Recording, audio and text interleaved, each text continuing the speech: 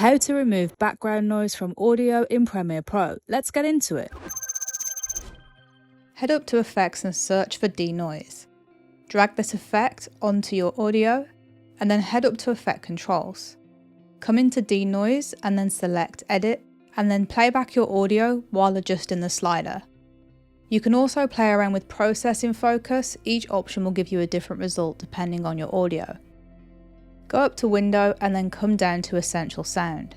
We want to tag our audio as dialogue and then come down to Repair and select Reduce Noise. Play through your audio while increasing the slider until it's right for your audio. In the Essential Sound, enable Enhanced Speech. Next, bring the slider down and play back through your video, and then bring the slider up until you're happy with the sound of your audio. And that's all there is to it.